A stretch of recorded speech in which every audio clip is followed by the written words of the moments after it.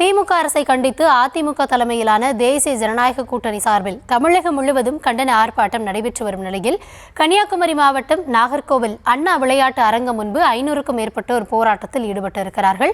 இது தொடர்பான விவரங்களோடு செய்தியாளர் சதாம் இணைந்திருக்கிறார். சதாம், விவரங்கள் என்ன? வணக்கம். அதாவது திமுக அரசை கண்டித்து தேசிய ஜனநாயக கூட்டணி கட்சியின் சார்பில் தமிழகம் முழுவதும் இன்று கண்டன ஆர்ப்பாட்டம் நடைபெற்று வரும் நிலையில் தற்போது கன்னியாகுமரி மாவட்டம் நாகர்கோவில் அண்ணா விளையாட்டு அரங்கம் முன்பாக கன்னியாகுமரி சட்டமன்ற உறுப்பினர் தளவாய் சுந்தரம் தலைமையில் இந்த தேசிய ஜனநாயக கூட்டணியின் இணைந்து தற்போது மாபெரும் கண்டன ஆர்ப்பாட்டம் நடைபெற்று வருகிறது.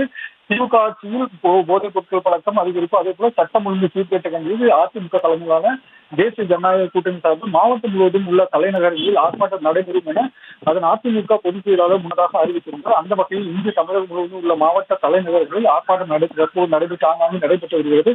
அந்த வகையில் தான் தற்போது கன்னியாகுமரி மாவட்டம் நாகர்கோவில் அண்ணா விளையாட்டு அரங்கம் முன்பாக கன்னியாகுமரி சட்டமன்ற உறுப்பினர் அதிமுக தளவாய் சுந்தரம் தலைமையில் தற்போது தேசிய ஜனநாயக கூட்டணி கட்சிகளின் ஆர்ப்பாட்டம், அதே போல பாஜகவினர், அதே போல இந்த தேசிய ஜனநாயக கூட்டணி கட்சியினர் தற்போது இந்த ஆர்ப்பாட்டத்தில் ஈடுபட்டு வருகின்றனர். இந்த ஆர்ப்பாட்டத்தில் முன்னாள் பாஜக மத்திய அமைச்சர் பொன் ராதாகிருஷ்ணன், அதே போல முன்னாள் அதிமுக வனத்துறை அமைச்சர் பச்சையம்மாள், அதே போல அதிமுக நிர்வாகிகள், பாஜக நிர்வாகிகள் உட்பட 500க்கும் மேற்பட்டோர் இந்த ஆர்ப்பாட்டத்தில் கலந்து கொண்டு மாபெரும் கண்டன ஆர்ப்பாட்டத்தில் கலந்து கொண்டு கையில் அரசை கண்டித்து பாதையுடன் போராட்டத்தில் தங்களது கோஷங்களை எழுப்பி வருகின்றனர். மேலும் ஏராளமான போலீசார் பாதுகாப்பு பணியில் ஈடுபட்டுள்ளனர்.